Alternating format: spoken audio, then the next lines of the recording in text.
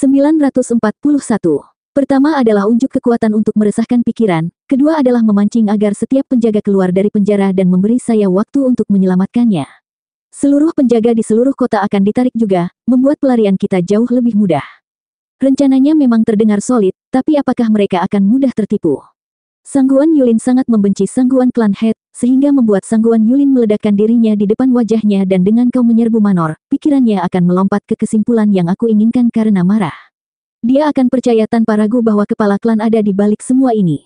Sementara saya juga akan menakut-nakuti para penjaga dengan serangan ini, membuat mereka merasa aman hanya di sekitar Sangguan Feiyun, sehingga membiarkan penjara bebas untuk menyelamatkannya. Rencana ini memiliki peluang yang sangat bagus untuk menipu Sangguan Feiyun, tapi itu mungkin tidak berlaku untuk orang paling bijak di Kekaisaran, Baili Jingwei. Reputasinya mendahului dia dan dijamin dia akan melihatnya.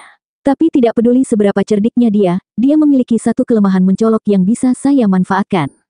Apa? Keserakahan yang tak terhitung, hahaha. Meskipun itu bukan kelemahan yang mencolok, karena manipulator yang sangat terampil akan merasakan keinginan yang lebih besar untuk selalu menginginkan segala sesuatunya berjalan sesuai keinginannya. Pilking Convention adalah contoh sempurna. Dia tahu di mana kalian semua bersembunyi dan meletakkan umpan untuk jebakan yang sempurna untuk menangkap kalian semua. Dia adalah pria dengan tujuan yang jelas dan kesabaran yang besar. Jadi tidak peduli keraguan apa yang mungkin dia miliki tentang apapun, dia tidak akan menindakinya, melainkan berusaha mengalahkan saya di bidang yang sama dengan menggunakan umpan yang memikat ini. Kalau begitu, kita harus mengalahkannya juga dengan mengikuti rencananya menyelamatkan Sanzi muda dari Manor. Lalu apa? Memburuku sampai ke ujung dunia. Saya rasa mereka akan menyusul dalam 1 atau 2 jam. Melarikan diri lagi akan lebih sulit. Bukankah mereka akan membunuhmu begitu saja? Ya, hanya dengan kematian yang menatap wajahmu, kamu akan melihat cahaya hari esok. Ini adalah satu-satunya cara bagi kami berdua untuk melarikan diri dari perburuan Baili Jingwei dan meninggalkan area pusat. Kepala klan Sangguan seharusnya melupakannya karena aku punya rencana sendiri. Boom! Gemuruh berat datang dari jauh, dengan awan debu membubung di cakrawala, begitu tinggi hingga menutupi matahari dan langit biru. Tim Sangguan Fei Xiong melayang tinggi di udara. Saat dia mengingat rencana Zuo Fan yang sangat mudah di dalam gua, matanya tertuju pada sumber suara keras itu, tatapannya berat. Dia menghela nafas. Semuanya berjalan persis seperti yang diperkirakan anak itu. Baili Jingwei dan 2 lainnya mengejar anak itu untuk menangkapnya. Dia memiliki keberanian dan kecerdasan, mengantisipasi gerakan musuh, bahkan Baili Jingwei. Seorang yang terhormat menggelengkan kepalanya dengan khawatir. Apa yang bisa dilakukan anak itu untuk melarikan diri dari 2 Raja Pedang dan Perdana Menteri? Sisanya mengerutkan kening. Ya, apa yang bisa dia lakukan?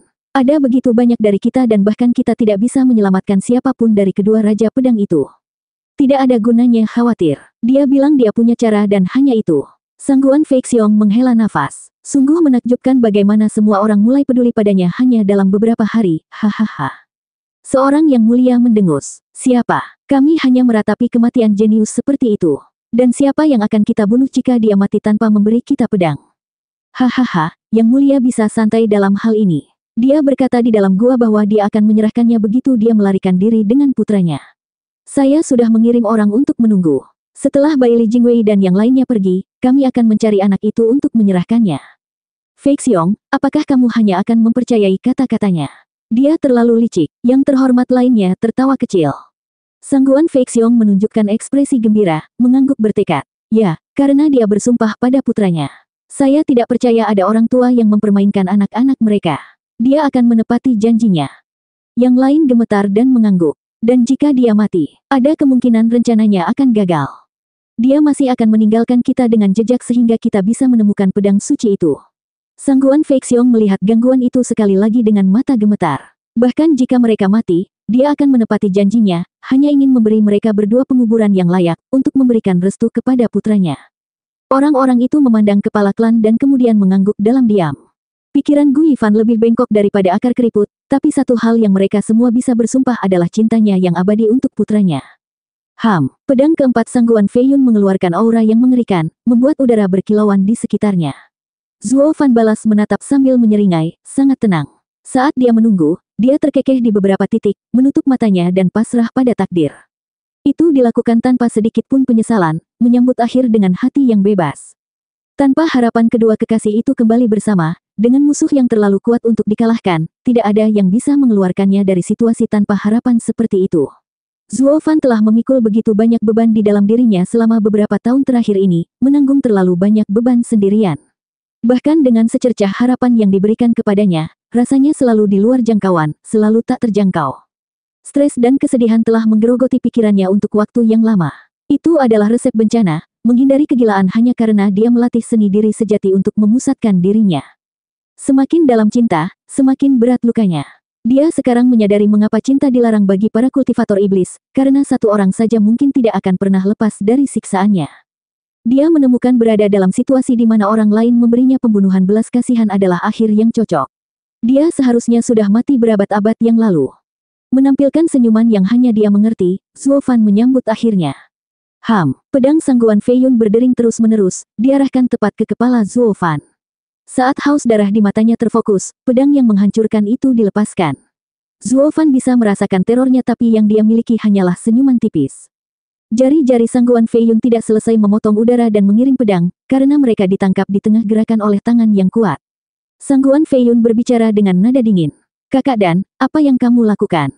Baili Jingwei terkejut. Aku hanya berpikir kita harus menyelamatkannya setelah kita menemukan Soaring Sword. Jenggot Dan Xing Sen berayun saat dia berbicara. Sangguan Fei Yun mendengus. Dengan karakternya, tidak mungkin dia mengatakan apapun. Dan apakah ini saat yang tepat untuk memikirkan pedang melonjak? Dia sekarang telah menjadi bahaya yang jauh lebih besar daripada nilai pedang. Dia harus mati, kan, Perdana Menteri? Baili Jingwei mengangguk setelah jeda. Pedang melonjak hilang dan patriark paling banyak akan merasakan kerinduan akan mainan yang hilang. Namun yang tidak bisa kami izinkan, adalah mengizinkan apapun yang mungkin membahayakan nyawanya. Saat saya melihat anak itu melepaskan api hitam, saya semakin yakin bahwa dia harus mati. Sudah jelas bagi siapapun di sini bahwa memang demikian, tetapi bukankah lebih baik jika keduanya dilakukan? Dan Xing Sen mengangguk dan menoleh ke Zuo Fan yang tidak bergerak. Gu Yifan, kamu mendengarnya. Hari ini pemakamanmu dan kau tidak bisa membawa Soaring Sword kemanapun kau pergi. Saya bersedia memenuhi keinginan terakhir Anda. Anda datang dari tanah barat dan telah berada di area tengah selama setahun sekarang. Anda harus mengerti bahwa saya jarang membuat janji, tetapi ketika saya melakukannya, saya selalu menepatinya. Sekarang beritahu saya keinginan terakhir Anda. Zuo Fan menatap matanya sambil tersenyum. Hahaha, biarkan anakku pergi. Mustahil. Baili Jingwei membantahnya di tempat. Gu Yifan, kamu sendiri mengatakan sesuatu tentang menyiangi sisa-sisa. Kami tidak akan pernah membiarkan ancaman ini hidup. Zuo Fan terkekeh. Kalau begitu tidak ada lagi. Bocah sekarat yang busuk, karena kamu sangat mencintai kematian, dapatkan semuanya. Jari-jari sangguan Fei Yun memotong udara lagi. Mata Zuo Fan berbinar dan melambai padanya. Tunggu, masih ada satu lagi. Itu baru saja datang kepada saya. Petik 2. Kalau begitu, katakan saja. Dan Xing Sen mengerutkan kening. Melihat dari dia ke sangguan Fei Yun, Zuo Fan menyeringai. Aku hanya berharap Raja Pedang Pembelah Naga menjadi orang yang mengakhiriku. Mengapa? Aku benci melihat sangguan Fei Yun bahagia.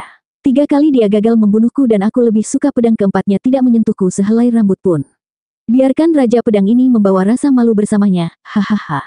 Zuo Fan terkekeh. Wajah sangguan Fei Yun berkedut dan meraung, jari-jarinya menyelesaikan gerakannya, hajingan terkutuk. Aku akan membunuhmu. Tunggu. Baili Jingwei menghentikannya, menoleh ke Zuo Fan dengan tatapan tajam. Baiklah, kami setuju. 942. Mata Baili Jingwei berkilat. Bahkan tanpa janji Dragon Cliffing Sword King, aku akan menjamin keinginan terakhirmu yang kecil untuk ditukar dengan Soaring Sword. Kami semua berjanji. Perdana Menteri. Alis sangguan Fei Yun bergetar, tetapi gelombang Baili Jingwei menghentikannya.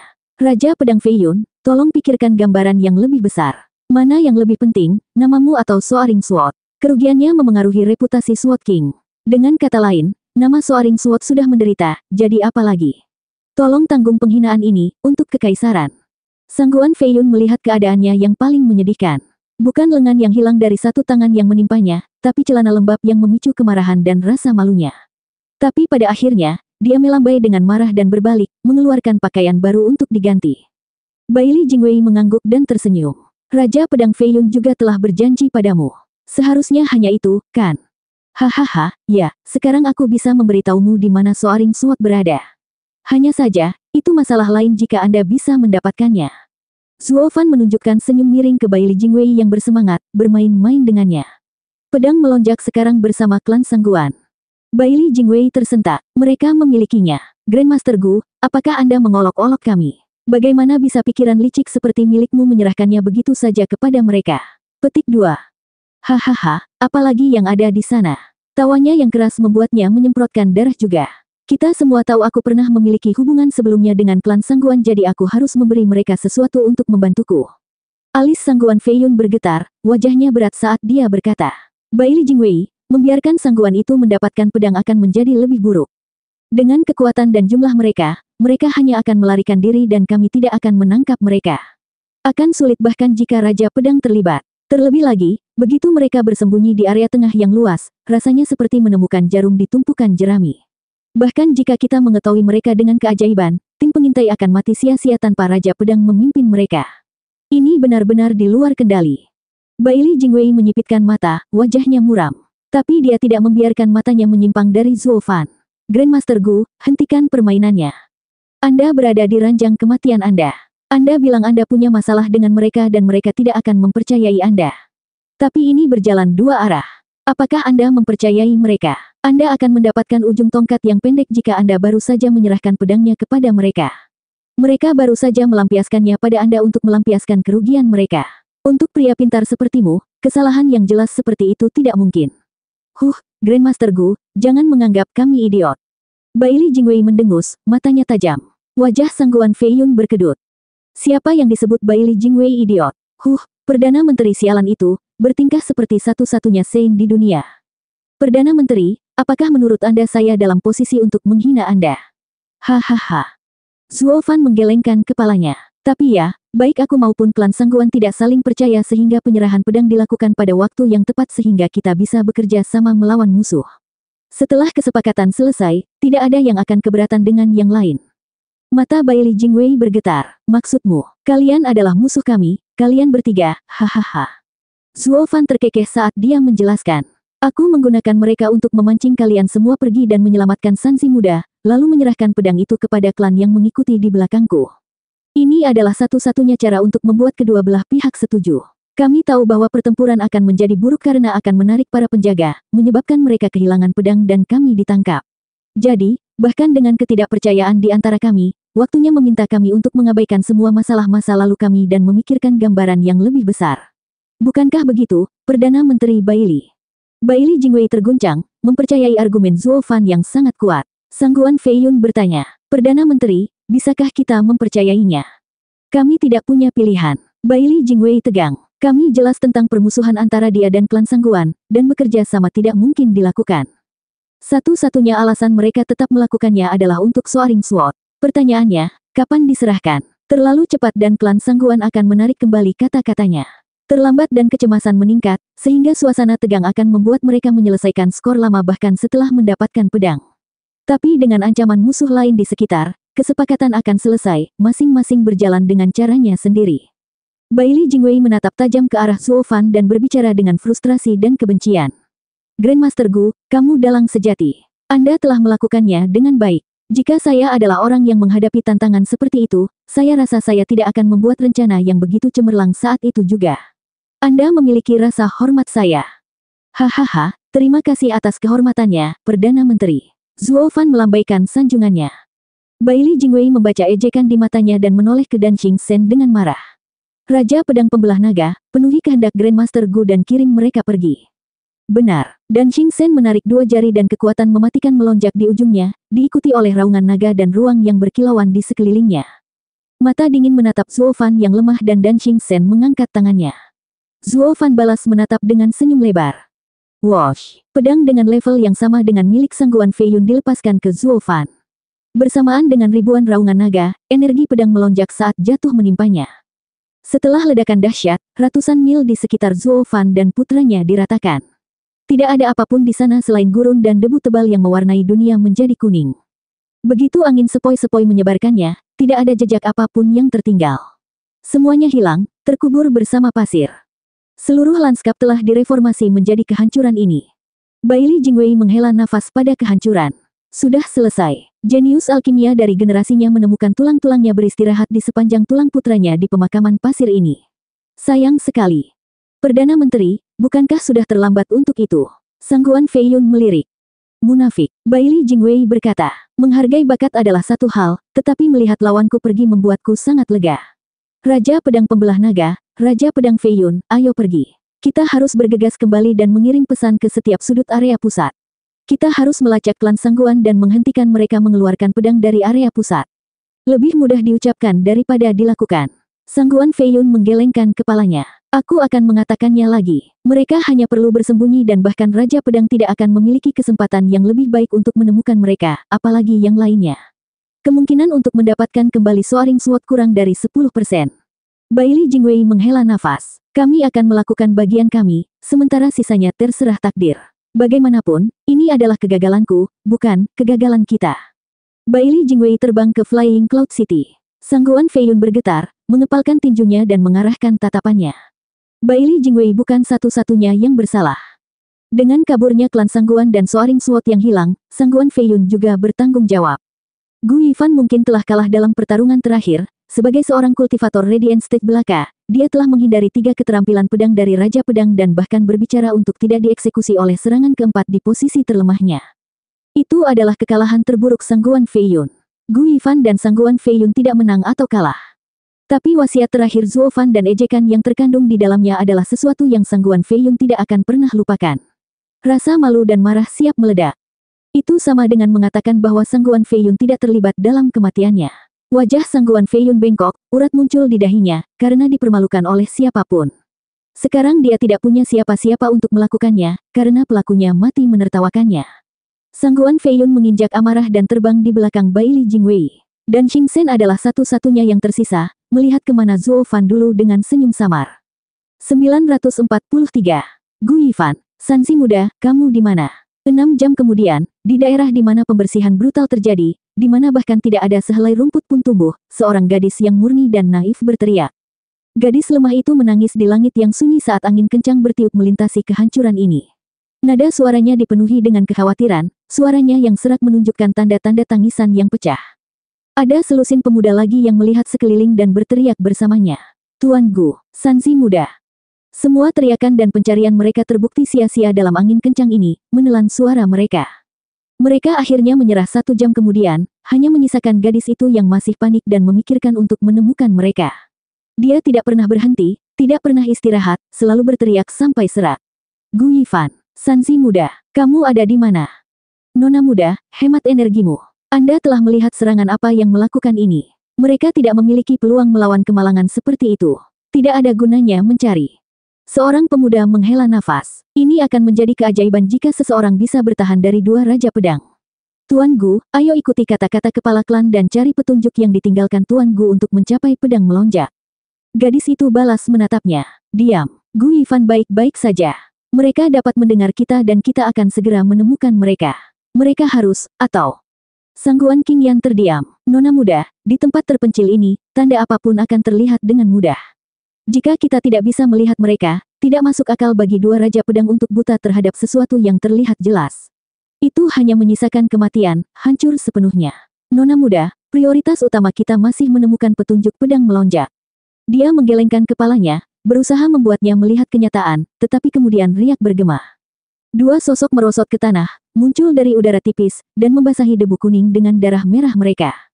Sangguan King Yan berguncang dan bersorak, menangis karena gembira saat dia bergegas mendekat. Tuan Gu, Sansi muda, kamu baik-baik saja. Kamu masih hidup. Atas nama semua yang suci, pria itu benar-benar lolos dari 2 Raja Pedang. Apa yang dilakukan orang aneh ini? Pria itu memegangi kepalanya dengan sangat terkejut, membutuhkan waktu untuk bereaksi terhadap kesadaran yang tiba-tiba ini. Kemudian dia bergegas untuk membantu, hanya untuk lengan berdarah mencengkeram bajunya, menyeretnya ke bawah. Dia menatap Zuo Fan tercengang, yang terengah-engah, menggunakan sisa energinya untuk berteriak. Aku menyuruhmu datang dan membantuku untuk tidak menguburkanku. Paling tidak yang bisa Anda lakukan adalah melihat apakah kami masih hidup, tidak langsung berbisnis. Mata Zuo Fan berputar ke belakang dan dia keluar seperti cahaya. Hanya tangannya yang lain memegang Gu Santong yang tidak sadarkan diri, tidak pernah melepaskannya. Pemuda yang terkena noda, menatap Zuo Fan yang memeluk Gu Yifan erat-erat dan berbicara dengan hormat. Gu Yifan benar-benar luar biasa. Dia sangat terluka tetapi masih memiliki energi untuk mengutuk. Dia telah melindungi putranya selama ini, tidak membiarkan sesuatu terjadi padanya. Sangguan King Yan mengangguk, tersedak oleh emosi dan rasa sakit karena melihat Zuo Fan tertutup luka yang dalam itu. Dapatkan Tuan Gu dan putranya kembali sekarang. Mereka membutuhkan kesembuhan. Menyadari Sangguan Qingyan tidak dalam kondisi untuk memerintah mereka, pria itu berteriak memanggil yang lain, membawa keduanya pergi. Di seberang hamparan luas gurun kuning ini, noda darah merah yang mencolok di tanah kering adalah satu-satunya bukti bahwa seseorang telah selamat dari cobaan ini. Zuo Fan butuh 3 hari untuk bangun, menemukan dirinya berada di gua yang gelap. Tidak ada yang mengejutkan baginya, mengetahui bahwa mereka telah diselamatkan. Itu adalah bagian dari kesepakatannya dengan Sangguan Fei Xiong. Selama mereka menarik napas, mereka harus dirawat, atau kematian pasti akan mencengkeram mereka dalam cengkeraman dinginnya jika dibiarkan di tempat terpencil. Klan Sangguan kemudian mengirim juniornya untuk menyelamatkan mereka. Inilah mengapa Zuo Fan tahu bahwa setelah menyelamatkan Sanzi muda, klan Sangguan akan patuh karena dia masih memegang pedang yang mereka inginkan. Ini adalah waktu yang tepat untuk menggunakannya untuk semua nilainya. Dengan pedang ini, klan Sangguan tidak akan pernah membiarkanku mati. Jika kemungkinan kematian akan datang sebagai gantinya, dia akan mengeluarkan pedang dari cincinnya untuk diambil oleh klan Sangguan. Dia tidak membutuhkannya kemana dia pergi. Zuo Fan telah mempertimbangkan semua aspek. Di satu sisi, dia telah menggertak Bai Li Jingwei untuk pergi dan di sisi lain, dia membuat klan Sangguan makan dari telapak tangannya. Pikiran itu membawa senyum berbahaya ke bibir Zuo Fan, beristirahat saat dia berada di ranjang keras yang dingin. Hahaha, pada akhirnya, baik itu Flying Cloud Manor atau klan Sangguan, semuanya menari mengikuti iramaku. Aku telah mengubah keputusasaan menjadi harapan sekali lagi. Terkekeh seperti orang gila, Zuo Fan berdiri, hanya untuk merasakan rasa sakit yang tiba-tiba menusuk pikirannya. Penderitaan yang datang dari setiap bagian tubuhnya membuatnya menggertakkan giginya. Sialan dan Xing Sen itu, tidak bisakah dia sedikit tenang?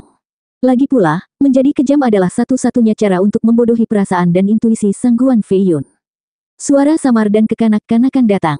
Ayah, kamu menyuruhnya dan sekarang kamu menyalahkannya untuk itu. Jika lelaki tua itu tahu kau mengutuknya, dia malah berharap dia membunuhmu. Zuo Fan mengangkat alis, tersenyum. Sanzi muda, kamu tahu. Tentu saja, Gu Santong baru saja bangun, masih pucat tapi cukup senang.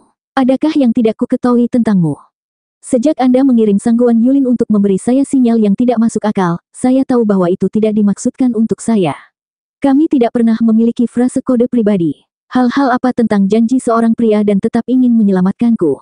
Saya tahu saat itu juga untuk telinga orang tua itu, hehehe.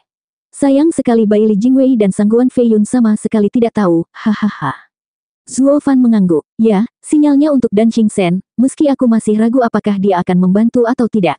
Bagian paling tidak pasti dari rencanaku adalah apakah lelaki tua itu akan bermain bola untuk hasil penipuan terbesar yang pernah ada. Pedangnya biadab dan kuat, tetapi tersebar karena tumbukan, mengguncang ruang di sekitar dan menyembunyikan kami dari indera Sangguan Fei Yun. Saya menggunakan kesempatan ini untuk mengaktifkan Divine Eye of the Void tahap ke-6, Void Domain, dan menyembunyikan kami di ruang spasial. Itu juga membantu memperkuat gagasan kematian kami ke Bai Li Jingwei dan meninggalkan daerah itu. Dan bagaimana jika lelaki tua itu tidak membantu kita, tanya Gu Santong. Zuo Fan menggelengkan kepalanya. Idenya adalah untuk membuat celah bagi Dan Xing Sen untuk menyerang dengan terluka parah dalam 3 bentrokan dengan Sangguan Fei Yun. Selanjutnya terserah dia. Jika dia akan membantu, dia pasti akan berbicara. Jika tidak, saya tidak punya pilihan selain menggunakan pil nafas naga. Tapi kemudian semuanya berjalan ke selatan ketika Sangguan Fei Yun memukulku begitu keras sehingga aku bahkan tidak bisa bergerak, membuat lemparan Dragon Breath Pill menjadi sia-sia. Hanya ada satu cara untuk keluar dari sana hidup-hidup. Syukurlah lelaki tua itu masih baik. Saya akhirnya mengerti sekarang, tidak ada pria yang melamar, dewa yang menggulingkan, tidak ketika Anda memiliki cukup banyak teman. Lebih banyak teman berarti lebih banyak nyawa, hehe. Mengapa repot-repot, ayah? Lemparkan saja dia Dragon Breath Pill ke wajahnya dan selesailah. Sanzi muda, kita hanya punya 2. Zuo Fan memutar matanya. Mudah untuk membunuh mereka semua dengan itu, tapi lalu apa? Dengan kematian Perdana Menteri dan Raja Pedang, Kekaisaran Bintang Pedang kemudian akan mengirim 7 Raja Pedang lainnya untuk mengejar kita. Itu akan menjadi akhir dari kita. Bahkan dengan 1 Dragon Breath Pill yang tersisa, bisakah kita mendapatkan semuanya? Sanzi muda, tidak peduli apa yang dilakukan seorang pria, meskipun itu salah, dia harus menanggung akibatnya. Menggunakan Dragon Breath Pill akan berakhir dengan kita diburu dan dibunuh. Kami bukan klan Sangguan, kami tidak memiliki siapapun untuk melindungi kami. Pakar Genesis Stage di area tengah tidak dapat menanganinya bahkan jika ditemukan. Kami, di sisi lain, sudah selesai. Itu sebabnya kartu truf seperti itu tidak dapat digunakan kecuali hanya itu yang tersedia. Kami tidak berada di level Invincible Sword jadi kami tidak bisa menggunakannya untuk merobohkan gerutuan. Sanzi muda mengangguk, tetapi kemudian bergumam. Tapi kamu menggunakan satu di Universal Rites Sekte dan sekarang hanya punya dua. Ayah, bukankah kamu memotongnya? Zuo Fan memerah karena macet. Pria itu impulsif. Aku hanya ingin tahu kekuatannya, itu saja, hahaha. 944. Ayah dan anak sedang bersenang-senang sendirian di gua yang gelap itu. Sesekali, Zuo Fan harus meringis dan terengah-engah karena rasa sakit menusuk setiap lukanya karena terlalu banyak terlibat dalam permainan mereka dan mengabaikan kondisinya yang berat namun ternyata berlalu lebih cepat dengan mengutuk penyelamat mereka setiap saat. Dan Xing Sen yang busuk, kau tidak bisa menerimanya dengan lebih mudah. Aura pedang itu saja sudah cukup untuk menguliti kulitku. Orang bodoh tua itu tidak pernah mendengar sentuhan yang lebih lembut. Kemarahan dan Xing Sen akan meledak setinggi langit, hanya jika dia ada di sini tentunya. Sialan, aku baru saja menyelamatkan hidupmu yang menyedihkan dan ini terima kasih yang kudapat, disebut nama. Gu Santong menyeringai di wajahnya yang pucat, benar-benar menikmati tindakan ayahnya yang lincah dan kekanak-kanakan. Sanzi muda, bagaimana perasaanmu? Saya sekarang terlalu terluka untuk menangani situasi Anda, tetapi begitu saya lebih baik, saya akan membuat Anda kembali berdiri dalam waktu singkat. Zuo Fan buru-buru bertanya. Senyum Gu Santong jatuh sesaat, menggelengkan kepalanya. Ayah, tidak apa-apa. Aku hanya merasa lemah dan lukanya sembuh. Klan Sangguan memberi saya banyak pil penyembuhan.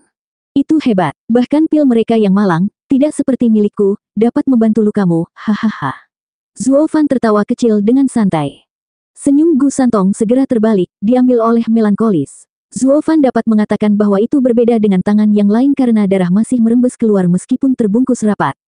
Gemuruh, pintu batu terbuka, memecah kesunyian yang berat. Sangguan Qingyan dan pemuda yang sama yang meraih Zuo Fan di gurun masuk. Gadis itu melihat mereka bangun dan bersorak. Kamu sudah bangun. Terima kasih atas penyelamatannya. Zuo Fan tersenyum. Sangguan Qingyan balas tersenyum, menghampirinya dan terlihat khawatir. Tuan Gu, tubuhmu hancur. Apakah Anda yakin itu baik-baik saja? Kami telah menggunakan banyak pil dan sementara lukamu yang lain sembuh. Kamu tidak perlu khawatir tentang itu. Aku juga seorang alkemis. Selama jiwaku baik-baik saja, dagingnya bisa diperbaiki. Tangan Zuo Fan bersinar dan sebuah botol keluar, mengeluarkan pil hijau. Aroma kentalnya memabukkan, membuat anggota klan lainnya berteriak. Demi dewa, menggunakan pil kelas 10 hanya untuk beberapa luka daging. Seorang alkemis adalah keturunan yang berbeda dari klan kami. Hahaha, ini hanya untuk orang biasa, sedangkan Sanzi muda akan membutuhkan solusi yang lebih khusus. Itu sebabnya saya harus kembali bugar untuk menjadikannya pil yang tepat. Zuo Fan memakan pil itu dan menggunakan raungan naga yang kembali. Saat naga meraung, Zuo Fan dipenuhi dengan vitalitas. Raungan naga yang kembali adalah hal terbaik dalam hal menambal tubuh. Sayang sekali itu tidak bekerja pada jiwa juga. Dengan pil penyembuh yang melengkapi raungan naga yang kembali, keduanya menyaksikan dengan kaget saat luka Zuo Fan nyaris tidak tertutup sama sekali. Zuo Fan kemudian merasakan sakit yang menusuk dari setiap inci tubuhnya.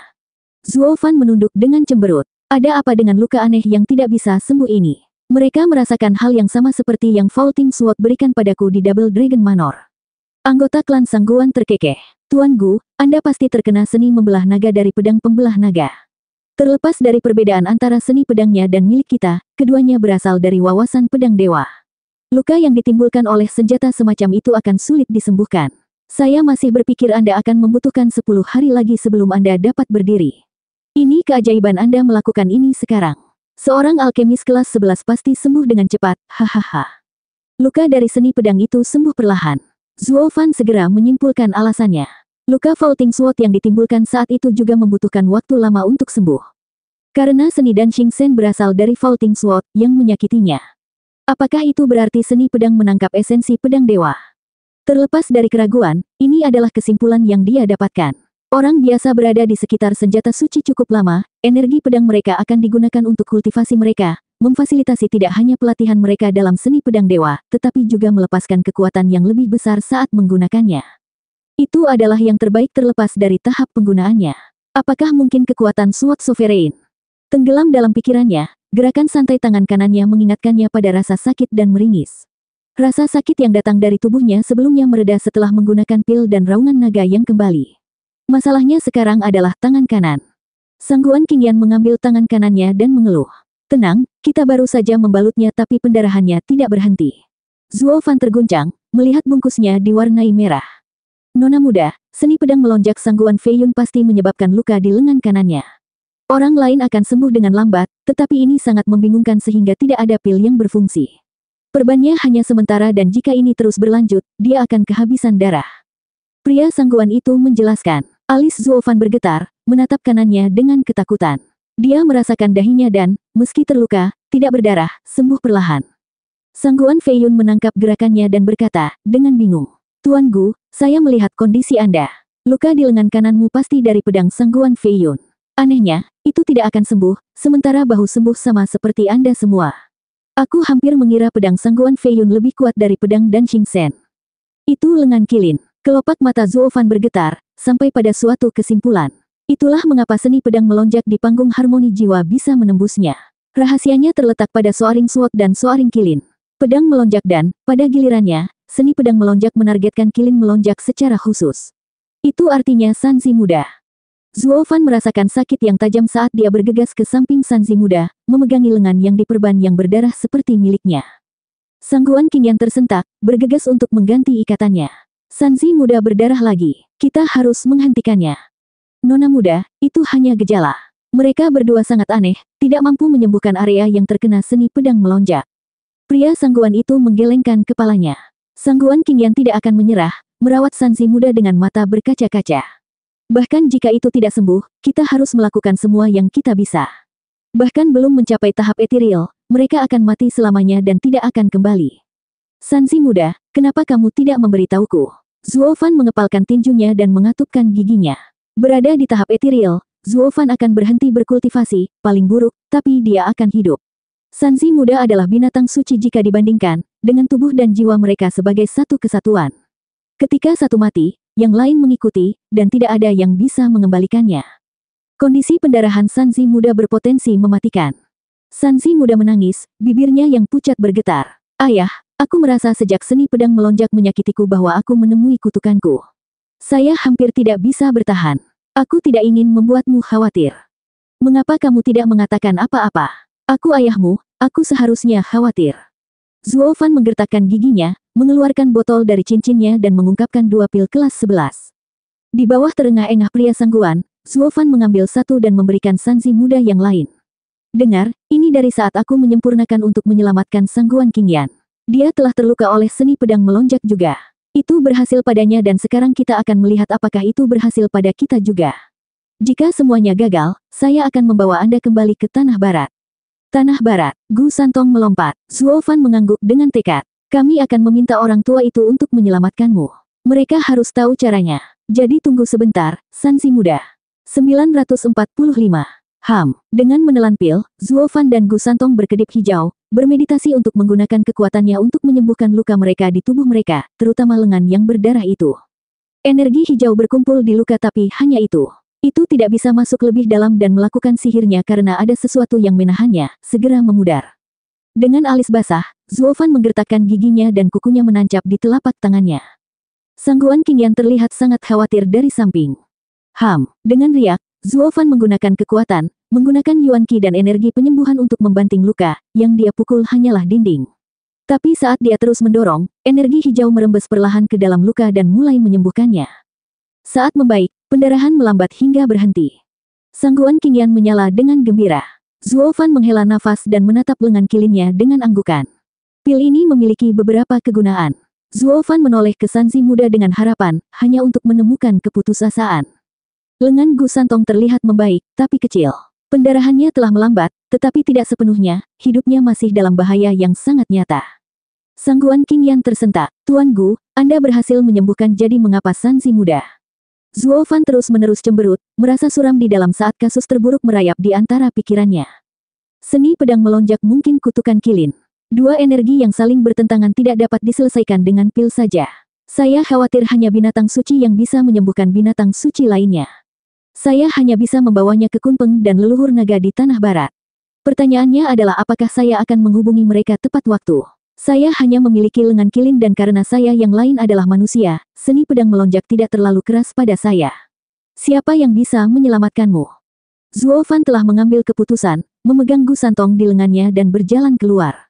Tuan Gu, kemana kamu pergi? Sangguan Qingyan bertanya, terkejut. Zuo Fan berkata, ke negeri barat untuk menyelamatkannya. Hanya tanah barat yang memiliki seseorang yang dapat menyembuhkannya. Tanah barat, Sangguan Qingyan bergumam. Tapi Tuan Gu, kamu masih terluka. Biarkan kami mengantarmu. Tidak ada waktu. Zuo Fan menggertakkan giginya. Dan tinggal bersamamu hanya akan menjadi lebih berbahaya. Lebih baik aku pergi sendiri dengan Sanzi muda. Zuo Fan telah menunjukkan kepada Baili Jingwei bahwa klan Sangguan memiliki pedang melonjak. Terlepas dari mampu menghentikan mereka dan mendapatkannya kembali, Baili Jingwei akan tetap mengambil tindakan pencegahan. Klan Sangguan pasti akan berlarian di sekitar area pusat untuk sementara waktu dan bahkan mungkin terpaksa melawan para ahli di area pusat beberapa kali. Keduanya terlalu terluka, dengan putranya dalam kondisi kritis, untuk bergabung dalam kekacauan itu. Itu hanya akan memperburuk keadaan. Zuo Fan baru saja lolos dari Baili Jingwei, jadi mengapa dia mencari lebih banyak masalah? Zuo Fan mengambil keputusan tegas untuk meninggalkan klan Sangguan. Sangguan Qingyan memperhatikan punggung lurusnya dan menghela nafas. Dia ingin dia tinggal, tetapi dia tahu dia akan melakukan apa saja untuk menyelamatkan Sanzi muda. Tidak ada yang bisa dia katakan untuk menahan mereka di sini. Roller coaster emosi yang dia rasakan membuatnya lupa mengapa klan Sangguan menyelamatkan mereka sejak awal. Itu semua untuk menyelesaikan bagian terakhir dari kesepakatan mereka. Jadi sementara otaknya yang penuh cinta menolak untuk bekerja, pria Sangguan di sebelahnya tidak memiliki cacat seperti itu, berteriak. Tuan Gu, kami tidak akan menahan Anda jika Anda ingin pergi, tetapi Anda harus memberikan pedang dewa terlebih dahulu, kamu berjanji pada kami. Wosh! Sebuah dentang memotongnya saat pedang merah menusuk ke batuan dasar. Zuo Fan kemudian menghilang bersama Gu Santong. Bagus kalau kita mendapatkan pedangnya, atau aku tidak tahu bagaimana aku bisa menjelaskan ini kepada kepala klan, hahaha. Pria itu memegang pedang dengan bangga dan berkata, Nona muda, kita harus pergi lihat kepala klan. Sangguan Qingyan terlalu kewalahan untuk mencatat kata-katanya, masih menatap ruang kosong, tempat Zuo Fan berdiri. Dia bahkan tidak mengucapkan selamat tinggal, tidak begitu banyak melihat dia. 3 hari kemudian ditemukan 300 klan Sangguan sedang bermeditasi di hutan yang sunyi dengan jubah putih. Sangguan Feixiong mengerutkan kening karena khawatir, membiarkan napas berat namun tidak pernah angkat bicara. Pak, sebuah tangan yang kekar meraih bahunya, mengejutkannya. Yang mulia, apa yang bisa saya lakukan untuk Anda? Tidak apa, tapi melihatmu makan di dalam akhir-akhir ini. Apa kamu khawatir? Pria tua itu tersenyum. Sangguan Feixiong mengangguk. Meskipun tidak ada bahaya, ini adalah misi pertama para junior. Saya tidak bisa tenang mengetahui anak itu tidak ingin saya mengiring beberapa ahli, bukan anak muda.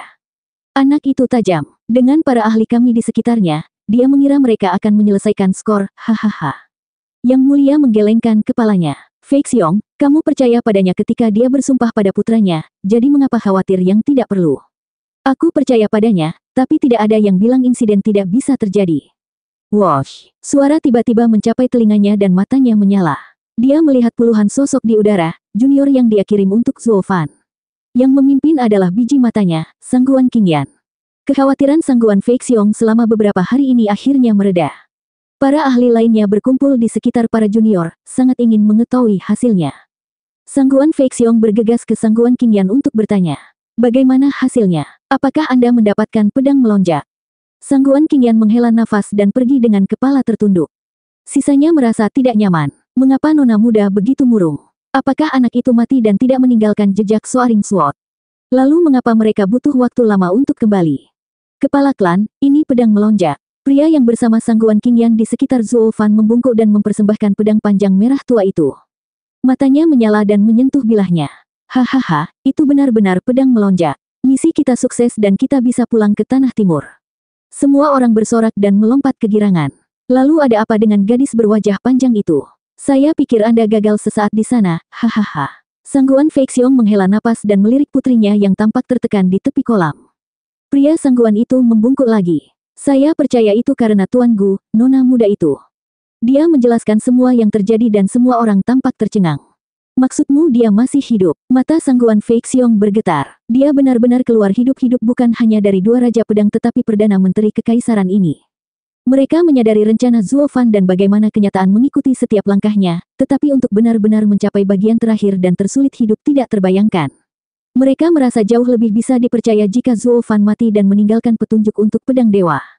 Ini membuat berita tentang pelaksanaan rencana Zuo Fan yang sempurna menjadi kejutan total. 945. Pria itu berhenti, melihat semua orang memasang tampang bodoh, dan membungkuk lagi.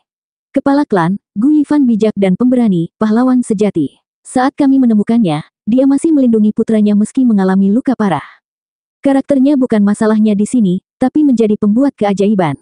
Wajah Sangguan Fei Xiong berkedut dan menghela nafas. Satu Raja Pedang memiliki kekuatan yang cukup untuk melakukan semua yang dia inginkan. Dua dari mereka di sekitar, mereka tak terkalahkan. Lalu ada Bai Li Jingwei, yang paling bijaksana di kerajaan Bintang Pedang. Kecerdasannya sendiri bisa membuatnya menjadi Raja Pedang jika itu adalah kekuatan. Namun tidak satu pun dari mereka, meskipun mencakup setiap aspek, dapat menghentikan Radiant Stage untuk bermain-main dengan mereka dan keluar hidup-hidup. Sangguan Fei Xiong menghela nafas, sebenarnya berhubungan dengan mereka. Sejak kapan lawan yang sangat kita takuti bisa dikendalikan dengan begitu mudah? Apa yang lebih buruk, tidak bisakah salah satu ahli dari klan terbaik kita di Tanah Timur cocok dengan satu anak Radiant Stage? Hahaha, lelucon yang benar-benar konyol. Ironi yang kejam bahkan lebih jelas dari bagaimana kami kehilangan begitu banyak orang dengan rencana kami sementara anak itu dengan mudah mendapatkan pedang tanpa kehilangan apapun, hahaha. Sangguan Fei Xiong menggelengkan kepalanya dengan keras, kalah. Pedang suci berharga yang sangat mereka inginkan selama ini sekarang ada di tangan mereka tetapi terasa datar, tumpul, tidak memberi mereka rasa pencapaian apapun. Itu karena keadaan pengambilan. Pedang melonjak tidak pulih melalui darah dan keringat mereka, tetapi seorang anak melakukannya dan menjualnya kepada mereka. Mereka tidak pernah menang melawan Sangguan Fei Yun. Anak itu selama ini yang melakukan segalanya, berkelahi, mempermainkan, dan bertahan hidup. Sangguan Fei Yun adalah pengkhianat terbesar klan Sangguan, tapi kemenangan itu milik akal anak-anak. Tak satu pun dari mereka yang lebih baik daripada anak Radiant yang kurus. Sosok sunyi klan Het yang memegang pedang suci, membunuh kegembiraan semua orang. Mereka tidak merasakan apa-apa darinya, tidak ketika yang lain mencetak kemenangan dan menyerahkannya begitu saja. Itu adalah kontras halus antara mengambil dan menerima kemenangan yang membuat semua usaha menjadi berharga. Dengan mengambilnya sendiri, Anda membuktikan bahwa Anda memiliki kemampuan untuk melakukannya, sementara seseorang yang menyerahkannya begitu saja merupakan penghinaan. Itu membuktikan orang lain lebih baik darimu, dilempar ke samping oleh musuh dan berfokus pada musuh yang lebih baik. Kemenangan seperti itu terasa hampa bagi mereka, tidak memiliki nilai. Mereka percaya kelompok Sangguan Fei Yun, ketika mereka bertarung, tidak menunjukkan rasa hormat kepada mereka, selalu memikirkan Gu Yifan. Klan Sangguan, mereka bukan apa-apa. Gu Yifan, seorang anak Radiant Stage, muncul entah dari mana dan merampok kehormatan klan Sangguan mereka. Tentu dia mendapatkan pedang melonjak untuk mereka, tapi mereka tidak terlihat berterima kasih. Ketiga Yang Mulia mengetahui perasaan mereka dan terkekeh. Fei Xiong, pedang melonjak sudah kembali ke tempatnya. Kita sekarang harus fokus untuk meninggalkan area pusat. Nama, reputasi, kemuliaan, mereka datang dan pergi berkali-kali dalam hidup. Sebagai kepala klan, aku tahu semua ini tidak penting sebelum kebenaran klan. Kami beruntung telah mengalami beberapa kekalahan kali ini, diakhiri dengan kemenangan kami. Aku sangat senang melihat ini, tapi... Sangguan Fei Xiong menegang dan menghela nafas. Setelah memikirkan tentang semua yang terjadi, mau tidak mau aku bertanya-tanya apakah aku cocok untuk menjadi kepala klan. Fei Yun benar, aku di bawahnya dalam kekuatan dan potensi. Saya keras kepala dan tidak bisa melihat gambaran yang lebih besar, tidak bisa bersikap proaktif seperti Gu Yifan dan Bai Li Jingwei. Rencana mereka yang berbelit-belit dan rumit membuka mata saya tentang seberapa dalam skema mereka, betapa detailnya mereka. Saya pikir lain kali kita bentrok dengan Bai Li Jingwei, saya akan menyebabkan kematian semua orang. Saya, Sangguan Fei Xiong, polos, tanpa kualitas luar biasa. Akankah menjaga kursi saya ini membantu atau menyebabkan bencana? Hahaha, klan mungkin tidak tumbuh banyak di bawah kepemimpinanku. Saya telah melihat hasil karya Gu Yifan, kekejamannya. Tidak ada yang rendah di bawahnya, bahkan meledakkan seseorang, tetapi seseorang juga tidak dapat menyangkal hasilnya. Memiliki dia sebagai menantu mungkin bukan ide yang buruk. Membiarkan dia untuk mengambil alih dari saya akan mengangkat klan ke ketinggian baru. Setidaknya dia jauh lebih mampu dariku. Yang Mulia menatap matanya. Fei Xiong, kami semua tahu ada batasan untuk apa yang dapat Anda lakukan, tetapi apakah Anda tahu mengapa kami memilih Anda? Pilihannya adalah antara aku dan Fei Yun. Tapi dia terlalu sombong dan melakukan kesalahan terus-menerus. Sangguan Fei Xiong mengerutkan kening. Yang Mulia terkekeh. Semua orang membuat kesalahan. Anda pikir kami tidak membiarkan dia duduk karena beberapa kecelakaan? Kami bahkan berselisih panjang saat itu tentang bakat Sangguan Fei Yun. Lalu kenapa? Yang Mulia tersenyum. Penguasa harus bijak dan tidak gegabah, rata-rata dan tidak sombong. Yang pertama adalah untuk suksesi kerajaan untuk menghindari perebutan kekuasaan. Yang terakhir adalah untuk menghindari kesalahan terbesar dalam karakter seseorang. Orang biasa sulit mencapai kesuksesan, tetapi mereka juga mewakili stabilitas. Mereka membutuhkan tetapi menemukan pejabat yang cakap untuk membantu dan mereka dapat berkembang. Adapun para penguasa yang egois, mereka menganggap diri mereka di atas semua orang, bahwa mereka dapat melakukan segalanya dan tidak akan pernah menerima nasihat. Mereka bisa membawa klan keluar dari masalah, ya, tapi suatu hari hal itu bisa menyebabkan bencana. Itulah sebabnya seorang kaisar akan selalu memilih anak laki-laki yang biasa-biasa saja daripada yang sombong jika tidak ada seorang pun yang berbakat dan memiliki kebajikan. Kebajikan selalu menjadi kriteria utama bagi semua leluhur. Sangguan Fei Xiong mengangguk. Begitu, Anda takut kesombongan Fei Yun akan menyebabkan kematian klan sehingga Anda meninggalkan dia. Lalu bagaimana dengan kebaikan Gu Yifan? Kebajikan anak itu tidak buruk. Yang Mulia melambaikan pertanyaan Sangguan Fei Xiong dengan senyum samar. Sangguan Fei Xiong tersentak. Yang Mulia kedua, maksudmu dia memilikinya. Kenapa aku tidak melihatnya? Hahaha, jika kamu bisa, kamu akan melihat karakter merosot Sangguan Yulin. Fei Xiong, Anda tidak bisa menilai buku dari sampulnya. Dia mungkin berperilaku kejam, tetapi jauh di lubuk hatinya dia adalah orang yang berprinsip. Jangan samakan kekejaman dengan sikap berbahaya. Keburukan selalu menyimpang Anda dari jalan, tetapi jalannya membentang jauh dan lebar. Petik 2. Yang Mulia tersenyum. Dia mungkin kejam dan tidak bermoral, tetapi semuanya memiliki tujuan. Dia hanya mengejar tujuannya ketika dia berselisih dengan kami, tetapi tidak melakukan apapun yang tercela. Coba pikirkan, apakah dia meninggalkan kebenaran demi keuntungan? Apakah dia kembali pada kata-katanya? Dan yang terpenting, dia adalah ayah yang penyayang yang akan melakukan apa saja untuk putranya. Seberapa buruk dia? Yah, aku pernah melihat orang yang jauh lebih buruk darinya, terlihat bermartabat tapi melakukan kekejaman saat tidak ada yang melihat. Pemuda yang baik dan kelam seperti itu layak untuk diajak berteman, lebih baik daripada mereka yang licik dan picik. Sangguan Fei Xiong mengangguk setelah jeda. Ya, anak itu hanya berselisih dengan kita di gawang kita. Tapi semua yang dia katakan dan lakukan sesuai dengan keinginanku. Dia seperti pria iblis. Lalu rencanaku. Fei Xiong, kamu harus melupakannya. Yang Mulia memotongnya. Bukan ide yang buruk untuk menjadikan dia sebagai menantu Anda. Dia juga akan menguntungkan klan dengan mengajaknya berkeliling, tapi bukan kepala klan. Mengapa? Dia jauh lebih berkualitas dariku. Apakah karena rencananya? Tidak, rencananya sangat masuk akal. Dia bertentangan dengan keyakinan kita, saat dia berjalan di jalan iblis, terlepas dari seberapa jujurnya dia. Yang Mulia berkata, hanya saja dia berjalan dalam kesendirian, tidak cocok untuk kepala klan. Kesendirian. Dia tidak memiliki ikatan dengan apapun kecuali putranya, apalagi klan. Dia tidak bisa memimpin klan. Yang Mulia menghela nafas. Seorang kepala klan memikul nasib rakyatnya di pundaknya, menahan hidup dan mati mereka di dalam dirinya. Tapi dia sendirian, tanpa tanggung jawab seperti itu. Dia memang mumpuni, tapi tidak cocok untuk menjadi klan head. Untuk menjadi seperti Bai Li Jingwei, mengatur kekaisaran, atau tangan kanan kepala klan, tidak ada yang lebih baik. Sangguan Fei Xiong mengangguk setelah mencerna kata-katanya. Dia menanggung terlalu banyak kesendirian untuk memikul beban seorang pemimpin, seorang penyendiri yang dimaksudkan untuk menjelajahi dunia. Tetapi seorang kultivator yang berkomunikasi dengan dunia memiliki kualitas seperti itu juga.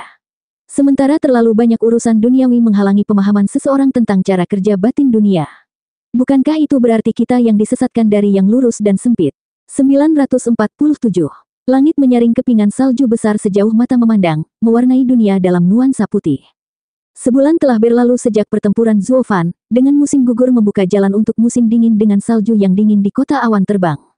Dan Xing Sen menyaksikan awan kelabu tebal di luar, damai saat mereka memenuhi udara dengan kepingan salju, menutupi setiap sinar matahari yang hangat. Meskipun di luar murung, dia duduk dengan nyaman di dekat perapian yang hidup di sebuah ruangan mewah sambil menyeruput tehnya yang lezat dengan seringai yang paling mencolok. Oh dan, ketika aku yang masih kecil dalam masalah, tolong jaga aku. Wah. Aku tidak melakukannya untukmu. Saya tidak akan mempersulit tulang tua tuan. Yang saya minta hanyalah Anda menyerang dengan keras dan saya akan menemukan hidup dalam kematian. Ah, hahaha, nak, di mana kamu sekarang? Aku bertanya-tanya. Musim dingin telah tiba dan aku yakin bahkan mengarahkan pedangku menjauh darimu masih tidak memberimu luka ringan. Kekuatan Dragon Cliffing Art bukanlah sesuatu yang bisa kau sembuhkan. Jaga dirimu di hari-hari musim dingin ini. Mengingat janji mereka, dan Xing Sen menyeruput anggurnya, namun kegembiraan menari-nari di matanya. Bocah itu telah mencurigaiku sampai akhir, sampai mengirim seseorang untuk mengingatkanku di kamar tersembunyi Sangguan Fei Yun. Haha, sungguh tidak ada gunanya. Raja Pedang Pembelah Naga, suasana hatimu sedang baik. Pikiran berbagi dengan saya sehingga saya bisa menikmatinya juga. Aku hampir tidak pernah melihat senyum Dragon Cliffing Sword King, hahaha. Deretan penjaga masuk, membungkuk dan memberi jalan bagi Bailey Jingwei dengan pakaian bulu. Dia membuat dirinya sendiri di rumah, duduk tepat di sebelah Dan Xingchen sambil tersenyum. Sangguan Fei Yun datang berikutnya, duduk di dekatnya, menjulurkan satu kaki di atas yang lain, tampak bosan sampai mati. Saudara Dan, bagikan dengan kami suasana hati yang baik yang Anda alami ini. Sebulan terakhir ini, jika tidak membosankan, itu sangat suram. Hahaha, membuat surgamu hancur dan pedang suci diambil cenderung melakukan itu. Dan Xingchen mengeluarkan slip giok. Ini laporan saya di domain saya. Ada tanda-tanda klan Sangguan di sekitarnya dan saya datang untuk meminta tindakan selanjutnya. Apa? Sangguan Fei Yun menyambar slip batu giok dan berseru. Orang-orang tua bodoh itu lari ke sisi kekaisaranmu. Tapi itu mengarah ke tanah utara. Apa yang mereka lakukan di sana? Mereka pasti mengambil jalan memutar, melalui daratan utara. Mata Bailey Jingwei berkilat dan kembali menyeruput teh di dekat kehangatan api yang nyaman. Sangguan Fei Yun mengikuti. Perdana Menteri, apa yang harus kita lakukan? Tidak ada apa-apa. Bailey Jingwei menghela nafas. Area tengah terlalu besar dan memberi klan Sangguan terlalu banyak tempat untuk bersembunyi. Saya telah memberitahu 9 Raja Pedang untuk mencari mereka di wilayah mereka, tetapi tanpa tanda konkret untuk dicari, mereka tidak akan menemukan apapun. Selain itu, dengan sikap santai beberapa Raja Pedang, beberapa bahkan tidak hadir di domain mereka, segalanya hanya akan menjadi lebih sulit. Perdana Menteri Bailey, saya di sini, bukan Raja Pedang Pembelah Naga, aku tidak berbicara tentang kamu, tetapi pedang-pedang anggur yang suka memukul botol. Mata Bailey Jingwei berkilat dan menggertakkan giginya. Dia adalah Raja Pedang tetapi yang dia lakukan hanyalah mengambil minuman lokal di setiap kesempatan alih-alih memimpin wilayah kekuasaannya. Betapa dangkalnya. Dia bahkan melakukan perjalanan ke negeri lain juga, Apa gunanya memberikan domain itu kepadanya? Setidaknya dengan jejak samar klan Sangguan, bahkan di sekitar dia tidak akan banyak berguna. Dan Xingchen menyeringai. Saya harus mengatakan bahwa saya mengagumi lelaki tua itu, begitu bebas dan santai. Saudara Fei Yun, dia akan kembali dalam beberapa hari. Ingin mengajaknya minum. Mungkin dia mendapatkan kembali beberapa barang bagus dari tempat dia berada. Kamu pergi, aku sedang tidak mood. Sangguan Fei Yun melambai dengan tidak sabar. Bagaimana kamu bisa melakukannya? Dan Xingchen mengangkat alis. Bagaimana lagi? Ketika mereka bertanya kepada saya bagaimana melakukannya, saya mengatakan kepada mereka untuk pura-pura bodoh. Klan Sangguan datang ke sini secara massal dan dengan 3 orang tua yang cukup kuat untuk menghadapi Raja Pedang. Jadi saat aku tidak ada, mereka pasti akan mati jika mereka mendorong mereka. Jadi mereka membiarkan mereka pergi. Kenapa kamu? Wajah Sangguan Fei Yun berkedut, menoleh ke arah yang lain. Perdana Menteri, lihat itu. Dia malas dalam pekerjaannya. Saat pedang tak terkalahkan datang, aku pasti akan memberitahunya. Melirik ke arahnya, Bailey Jingwei terkekeh. Saya menasihati Raja Pedang untuk tidak bersikap picik karena saya bersama Raja Pedang Pembelah Naga dalam hal ini. Apa? Melakukan sesuatu yang tidak berguna benar-benar bodoh. Mengambil cangkir tehnya, Bailey Jingwei menyesap dan berkata, mencari klan Sangguan hanyalah masalah penampilan, tidak pernah berniat menindaklanjuti. Apa gunanya menyerahkan nyawa ratusan orang kepada mereka? Kami kalah, murni dan sederhana. Tidak ada rasa malu di dalamnya. Sekarang kita harus bersiap-siap untuk teguran Patriark. Laporan. Seorang penjaga menerobos masuk dan memberikan slip giok. Perdana Menteri, Ibu Kota Kekaisaran memanggilmu. Pemanggilan. Bailey Jingwei tersenyum dan mengambil slip giok. Saya telah pergi selama 3 bulan dan Yang Mulia ingin saya kembali. Hahaha, saya hampir tidak mendapatkan waktu liburan seperti ini. Masih banyak tempat yang belum saya lihat. Tidak ada istirahat untuk orang jahat. Hanya apa yang membuat Ibu Kota Kekaisaran begitu gelisah sehingga mereka membutuhkan saya untuk menyelesaikannya. Seberapa megahnya kamu? Kekaisaran tidak bisa pergi 1 hari pun tanpamu. Mulut Sangguan Fei Yun berkedut dan mengungkapkan senyum miring. Perdana Menteri, politik pasti membuatmu sibuk. Tanpa tuan di Kekaisaran, matahari kehilangan sinarnya, hahaha. Bailey Jingwei menangkap pukulannya, tetapi memilih untuk mengabaikannya saat dia membaca panggilan itu dengan ketenangan yang tak terkatakan. Meskipun beberapa menit kemudian, dia meringis dan berseru. Apa? Apa yang telah terjadi? Sangguan Fei Yun tersentak. Bailey Jingwei berkata, Patriark telah keluar dan memanggil pengadilan dengan 9 Raja Pedang dan semua pejabat. Dia ingin pindah ke Tanah Utara. Pedang tak terkalahkan keluar. Sangguan Fei Yun dan Dan Xingchen berteriak pada saat yang sama. Dunia akan segera kacau. Apa maksudmu? Diikuti oleh kemakmuran maksudku, hahaha. Melihat pandangan panjang Bailey Jingwei, Sangguan Fei Yun dan Dan Xingchen tertawa kering. Bailey Jingwei menggelengkan kepalanya. Aku akan mengabaikannya kali ini, tapi tolong perhatikan kata-katamu, Raja Pedang. Anda adalah 9 Raja Pedang yang dihormati di area tengah, landasan Kekaisaran Bintang Pedang. Jika Kekaisaran sedang berkembang, begitu juga Anda. Jika Patriark kuat, Anda juga. Di atas segalanya, jangan pernah memperlakukan Patriark sebagai musuhmu. Sementara saya memahami dorongan para praktisi untuk menemukan lawan yang layak untuk menguji keberanian mereka, sebuah rumah yang terpecah belah tidak dapat bertahan. Dipahami. Keduanya mengangguk. Dengan betapa kecil pengaruhnya terhadap Raja Pedang yang kuat ini, Bailey Jingwei tidak menekan masalah ini, malah berteriak. Penjaga, bersiaplah untuk kembali ke ibu kota Kekaisaran. Aku dan Raja Pedang akan menyambut Patriark. Ya Pak, seorang pria membungkuk dan bergegas bekerja. Bailey Jingwei berbicara lagi. Juga, saya meminta Anda mencari orang yang dapat diandalkan dari negeri barat. Apakah Anda menemukannya? Perdana Menteri, saya punya. Kalau begitu kirim dia ke tanah barat dan perhatikan apapun yang perlu diperhatikan. Bailey Jingwei menghela nafas. Sang Guan Feiyun bertanya, Perdana Menteri, mengapa Anda mengirim seseorang ke negeri barat? Bisakah seorang pria acak menyelinap melalui pertahanan dan susunan tanah untuk memata-matai? Aku tidak membutuhkan dia untuk mencarikanku rahasia, tapi latar belakang pria. Siapa? Gu Yifan. Mata Bailey Jingwei berkilat. Gu Yifan telah menjadi lawan yang layak. Meskipun dia meninggal, saya masih ingin tahu segalanya tentang dia untuk mengingatnya. Sebagai seorang manipulator, dia hanya memiliki sedikit bidak di tangannya, dan siapa tahu, mungkin jika dia sedikit lebih kuat, dia akan menang, haha. Petik 2. Bailey Jingwei tidak menyelesaikan pikirannya. Siapa bilang siapa yang unggul ketika dua lawan yang setara bertabrakan? Sang Guan Feiyun berbicara, Gu Yifan tidak lain adalah licik. Dia datang untuk bertindak melawan manor saya, jadi tidak mungkin dia meninggalkan petunjuk tentang identitas aslinya. Kebohongan terbesar tidak didasarkan hanya pada penipuan, tetapi menggabungkan kebohongan dan kebenaran. Bailey Jingwei berbicara, Gu Yifan adalah orang yang pintar dan aku yakin dia tidak hanya memberiku kebohongan, karena itu akan membuatnya terlalu curiga. Sangat mudah terungkap ketika berbohong tentang kebiasaan dan produk lokal. Meskipun namanya mungkin palsu, asalnya tidak. Dan dengan kecerdasannya, tidak mungkin dia tidak dikenal di tanah barat. Jadi saya ingin menemukan siapa dia, pria seperti apa yang bisa melawan saya. 948. Di dunia yang putih, dengan salju yang menumpuk tanpa henti, mewarnai segala sesuatu dengan warna murni, bahkan manusia segunung pun akan menemukan bahwa dia harus berjalan dengan susah payah melalui salju setinggi pinggang untuk menyeberangi tempat ini. Pada bulan terakhir tahun ini, vitalitas bumi melemah, hampir tidak ada manusia yang berkeliaran di lingkungan yang keras ini. Bahkan seorang kultivator yang kuat lebih suka menghindari badai salju seperti itu, tidak ingin menghadapi surga dan dunia putih yang sunyi ini.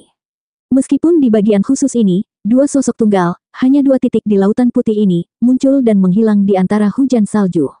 Retak, di bawah salju yang runtuh di setiap langkah, seorang lelaki kurus berhenti untuk menyesuaikan kembali anak kecil di punggungnya, terengah-engah dengan setiap napas sebelum melanjutkan perjalanannya.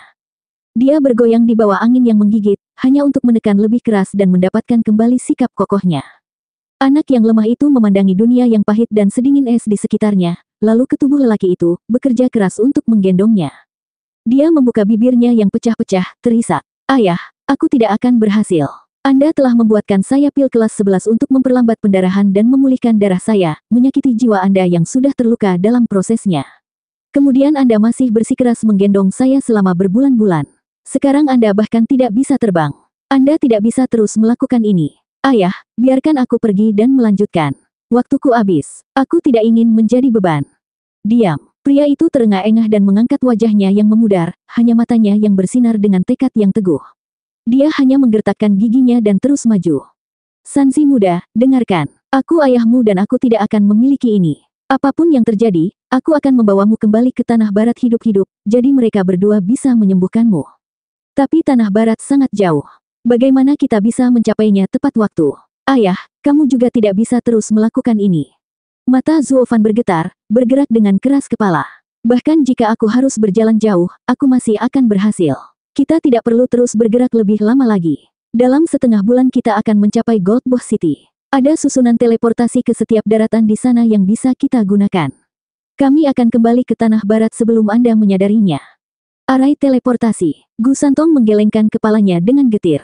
Ayah, kamu juga tahu bahwa susunan teleportasi 5 daratan dibagi menjadi rute resmi dan komersial.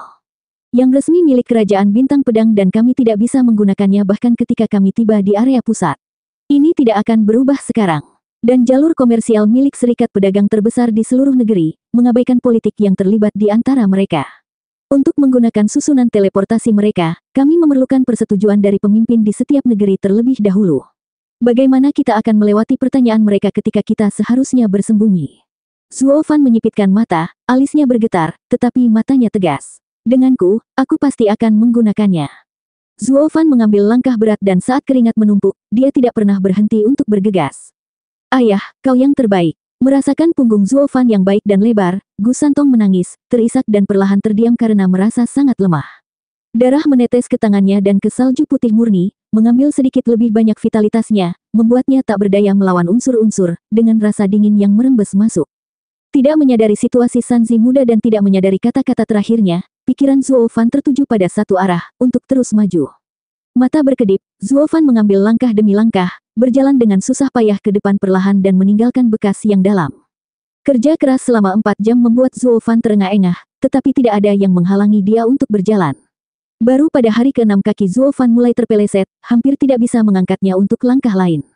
Bahkan mengandalkan berat badannya untuk mendorong salju tidak lagi membantu. Pada hari ke-10, Zuo Fan berada di titik balik, dihabiskan sepenuhnya. Pikirannya mau tetapi tubuhnya hampir tidak membuat kemajuan, mati rasa dan dingin.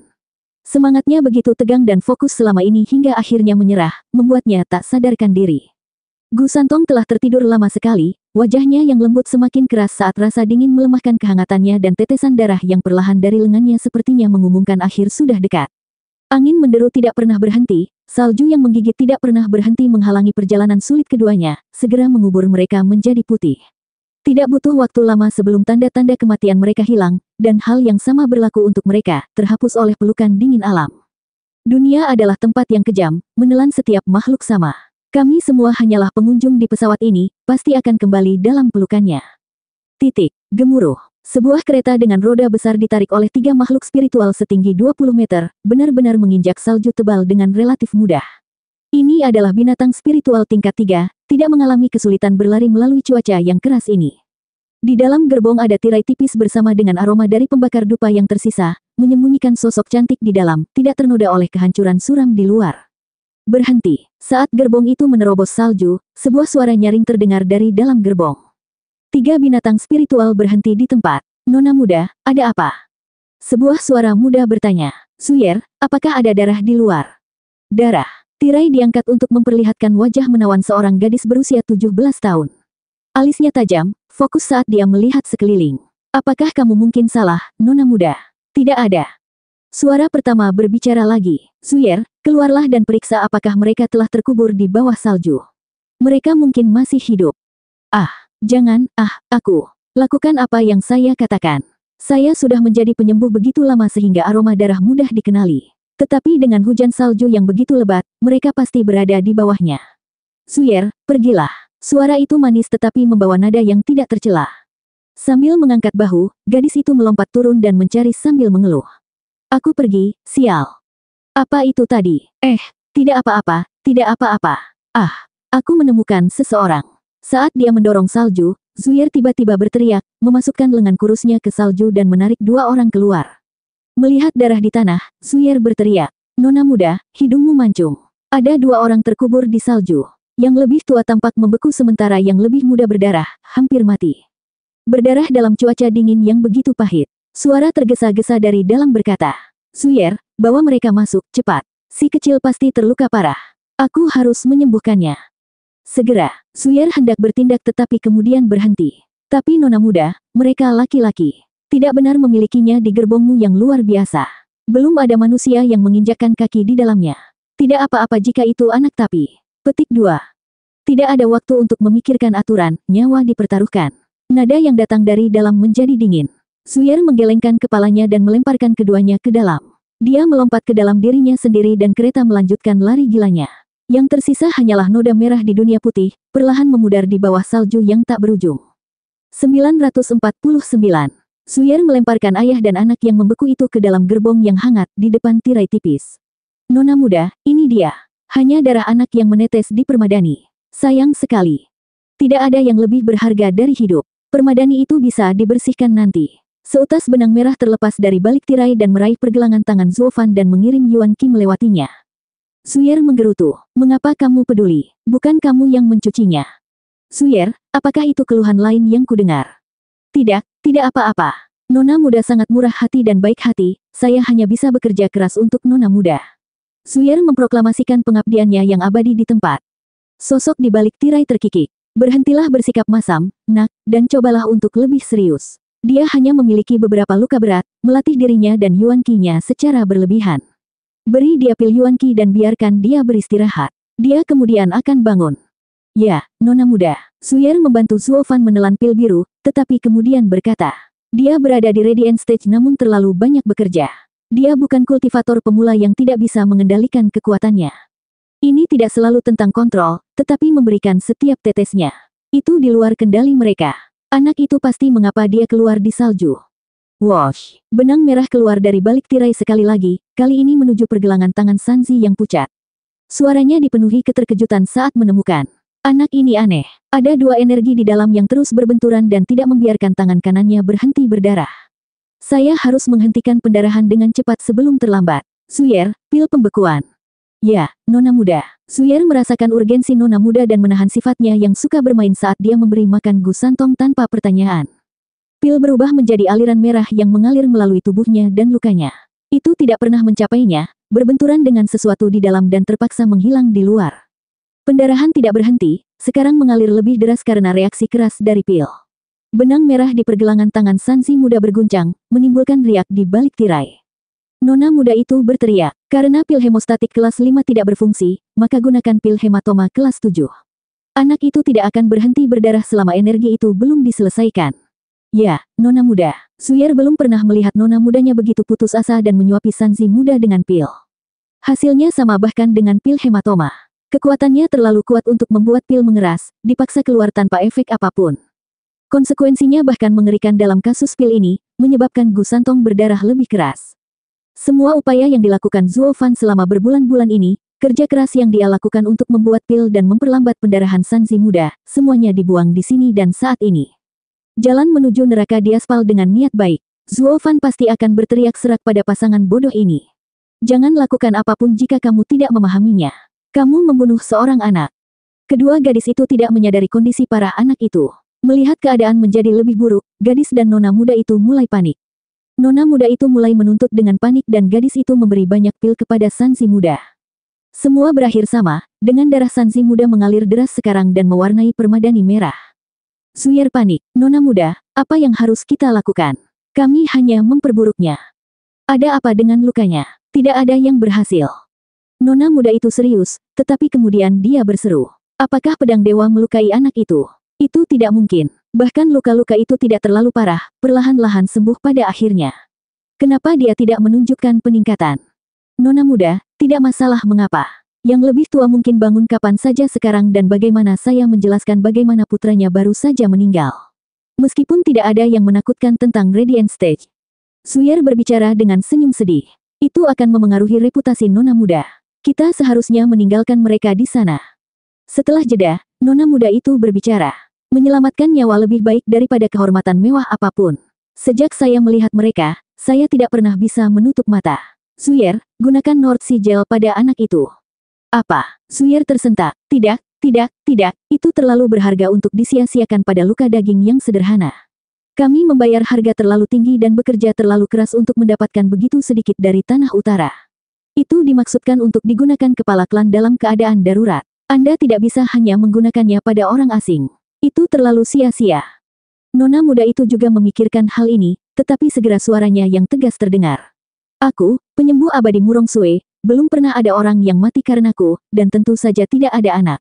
Betapapun berharganya gel itu, ia bisa diperoleh kembali, sementara sang anak hanya memiliki satu nyawa. Dan dengan kekuatan kakak, sulit untuk mengatakan kapan dia benar-benar membutuhkannya. Tapi bukankah akan sia-sia jika hasilnya sama dengan pil?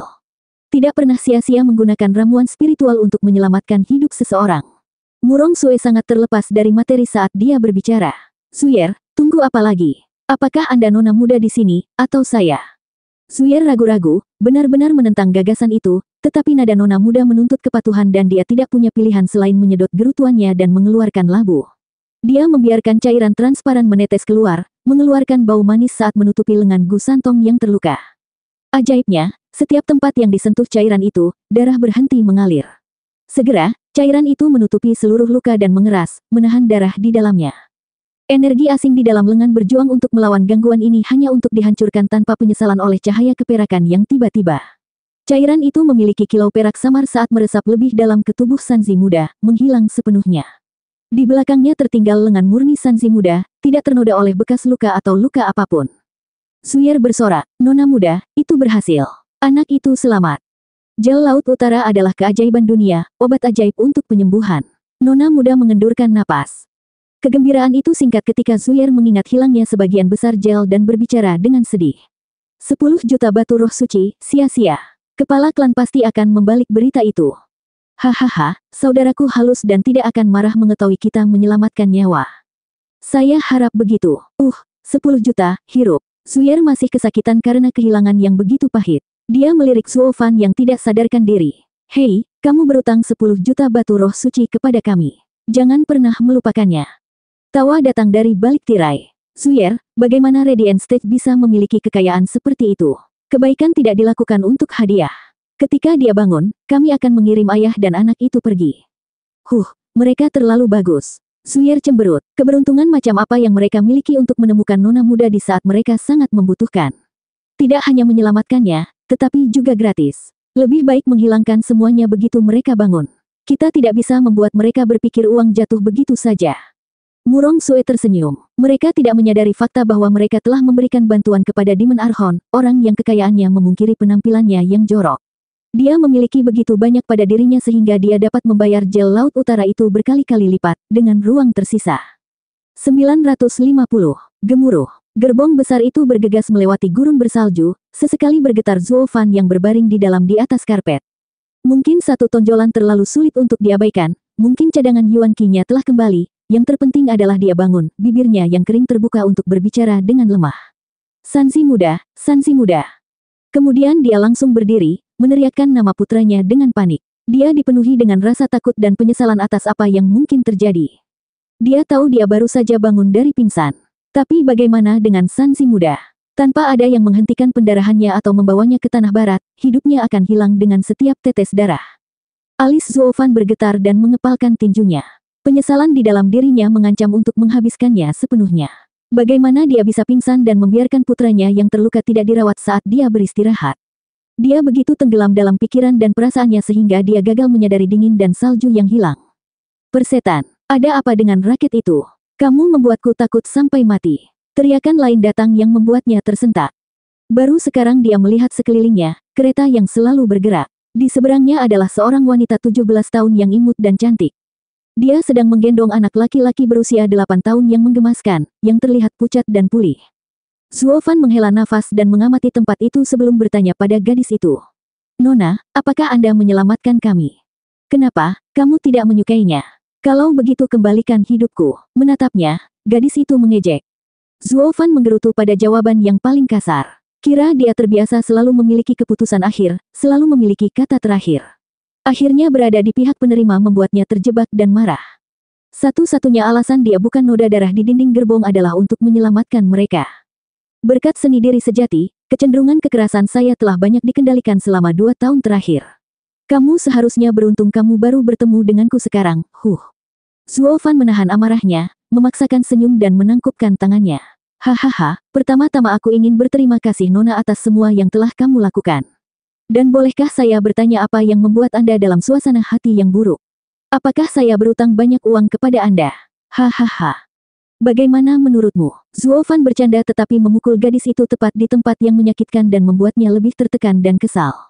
Terkejut, Zuo Fan semakin bingung. "Aku baru saja bertemu dengannya jadi bagaimana aku bisa berutang padanya? Dengan reaksi ekstremnya, aku pasti telah melakukan sesuatu."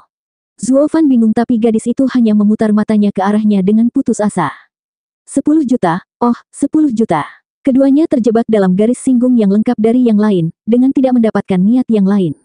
Saat itulah suara lembut Murong Sue datang dari balik tirai. "Suyer, bertingkahlah seperti seorang wanita dan jangan terlalu kaku. Sudah 5 hari dan kamu masih belum selesai. Suci, ada orang lain di sini." Zuo Fan melompat, sekarang menyadari kehadiran keempat. Kebangkitan yang tiba-tiba dan semua yang terjadi membuatnya lupa untuk memindai area tersebut. Dari suaranya, dia bisa tahu bahwa dia adalah bos wanita dan gadis ini hanya pelayan. Benar-benar pelayan yang sok. Zuo Fan kehilangan sikap ramah awalnya, menatap Suyer dengan dingin. Begitu, nona mudamu yang menyelamatkan kami berdua, bukan kamu. Mengapa terlihat masam? Lagi pula kamu tidak melakukan apa-apa, hanya menggunakan namanya. Zuo Fan memberi hormat ke tirai dengan segala hormat. Terima kasih, nona muda, karena telah menyelamatkan kami berdua di saat kami membutuhkan. Anda, Suyer sangat marah dan merengek pada Murong Sue. Nona muda, lihat siapa yang telah kau selamatkan dengan susah payah. Suyer, kamu yang memulainya. Jangan menyalahkan orang lain atas masalah Anda. Anggap itu sebagai pelajaran dan cobalah untuk tidak melakukannya lagi. Murong Sue memarahi pembantunya dan berbicara dengan dingin kepada Zuo Fan. Kata-kata tuan juga tidak pantas. Karena semua kehidupan itu sama, saya tidak membutuhkan imbalan apapun untuk menyelamatkan Anda. Saya hanya berharap Anda jujur dan tidak melakukan kejahatan, membuat usaha saya sepadan. Tolong jangan membuatku menyesal menyelamatkan iblis. Aduh, Zuo Fan tertawa kering. Aku baru saja menempatkan pelayan di tempatnya dan dia memanggilku setan. Lagi pula, aku jelas bukan orang suci, haha. Suyer memelototinya dan mengalihkan ceramah padanya. Dengar itu, nona muda ingin kamu bersikap baik nanti, atau kami dapat mengambil kembali hidupmu kapan saja kami mau. Hahaha, bersikap baik terserah padaku. Anda telah menyelamatkan saya tetapi tidak perlu khawatir tentang itu. Adapun untuk mengambil kembali kehidupan yang baru saja Anda selamatkan, hanya saya yang memutuskan bagaimana saya turun. Zuo Fan mencibir dengan kilatan di matanya. Aku, Z Guifan, tidak pernah berutang budi kepada siapapun. Saya akan memastikan untuk mengembalikan gerakan besar ini pada kesempatan pertama. Jadi terima kasih atas semua masalah hari ini, tetapi sekarang saatnya untuk pergi. Semoga kita bertemu lagi. Zuo Fan meraih tangan Gu Santong dan mengejutkan keduanya dengan tindakannya. Suyer bingung oleh keberanian orang ini, baru saja diselamatkan dari kematian. Kemudian dia mulai bersikap sombong, seolah-olah itu adalah kemuliaan tak berujung dari keduanya karena telah menyelamatkannya. Murong Sue tercengang dan menghela nafas. Tidak baik sama sekali. Seru Zuo Fan setelah memperhatikan lengan halus Gu Santong, bahkan tanpa bekas luka di atasnya untuk menunjukkan penderitaan masa lalunya. Apa yang terjadi, Sanzi muda? Suyer menemukan pengaruh untuk membalas. Nona muda, dalam belas kasihannya yang tak terbatas, telah membawa anak malang ini kembali. Dia tidak sadar tapi stabil. Sayang sekali, yang muda adalah makhluk yang tidak bersalah, sedangkan yang lebih tua sangat keji. Nona muda menyelamatkan orang yang salah. Terima kasih. Zuo Fan melupakan sikap kasarnya dan berterima kasih. Saya tidak peduli, tetapi Anda telah sangat membantu saya karena telah menyelamatkan putra saya. Permintaan apapun yang Anda miliki, saya akan memenuhinya, tidak ada pertanyaan yang diajukan. Murong Sue suk dan mengangguk. Tuan cukup aneh, tetapi menyukai putranya. Ini membuktikan hatimu masih memiliki beberapa kebaikan di dalamnya. Satu-satunya hadiah saya adalah agar Anda kembali ke jalan yang lurus dan sempit. Bagus. Wajah Zuo Fan berkedut. Saya pikir Anda bercanda. Aku telah menjadi jahat sepanjang hidupku. Saya tidak tahu apa yang baik itu. Bagaimana cara kerjanya? Nona muda, dia lepas terlalu mudah. Lihat saja betapa sombongnya dia, sayang sekali jika tidak meminta apapun. Untungnya, Suyer turun tangan untuk mengklarifikasi semuanya, mengulurkan tangannya. Karena kamu ingin membayar, maka bayar biayamu. Zuo Fan terkekeh dan mengangguk. Memang benar, berapa harganya? Hanya sedikit, 10 juta batu suci. Suyer menyeringai keji. Zuo Fan tersentak, mengapa begitu mahal? Pil apa yang kamu gunakan? Bukannya dia tidak bisa membayar, tetapi dia tertegun. Bahkan tanpa biaya sebagai alasan, dia masih memberikan 10 juta karena itu memang benar. Batu-batu mati itu tidak berarti apa-apa ketika menyangkut nyawa Sanzi muda. Suyer salah paham sepenuhnya, tentu saja, berpikir begitu banyak angka nol membuatnya takut dan tertawa. Kamu tidak bisa, kan, kamu tidak punya uang. Saya yakin Anda bahkan tidak tahu seperti apa batu suci itu. Maka berikan saja semua yang Anda miliki, meskipun itu hampir tidak berharga. Suyer, Murong Sue menegur. Zuo Fan berbicara. Nona Suyer, saya dapat memberi Anda sebanyak itu, tetapi saya ingin tahu jenis obat apa yang Anda gunakan yang begitu berharga. Jika itu bukan obatnya, maka aku masih bisa membayarnya untuk menyelamatkan kita. Kamu pikir kami berbohong? Suyer mendengus, mengeluarkan labu dan menunjukkannya padanya. Kamu tahu apa isinya? Obat ajaib, North Sea Gel. Jika tidak, dengarkan baik-baik. Ini adalah obat pemulihan yang berharga bahkan di tanah utara. Kami harus menghabiskan 10 juta batu suci untuk mendapatkan yang kecil ini dan menggunakan hampir semuanya untuk putra Anda. Bukankah normal bagimu untuk membayar setidaknya sebanyak itu? Mengendus labu, Zuo Fan mengerutkan kening. Gel Laut Utara. Tidak disebutkan di 9 Serenities Secret Records. Apakah itu dari domain fana? Tapi untuk menyelamatkan Sanzi muda, itu harus ajaib. Dia tersenyum pada Zuyer. Nona, karena Anda hanya memiliki sedikit yang tersisa, berikan kepada saya untuk putra saya dan saya akan memberi Anda 20 juta untuk menebusnya. Haha, 20 juta. Saya yakin Anda tidak memiliki batu roh sebanyak itu. Bukan itu masalahnya di sini. Apakah Anda akan menerima? Zuo Fan bertanya. Zuyer mengangkat kepalanya, tidak percaya sepatah kata pun. Baiklah, hanya orang bodoh yang tidak akan mengambil keuntungan dari kesepakatan sialan itu. Beri aku cincinmu. Mata Zuo Fan bersinar dan terkekeh. Zuyer melakukannya dan cincin Zuo Fan menyentuh miliknya.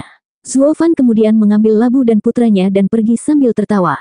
Nona Zuyer, kesepakatan, bye. Tunggu, aku masih belum memeriksa, teriak Zuyer. Murong Sue tersentak. Ada apa, Zuyer? Nona muda, 20 juta batu suci ada di dalam ring.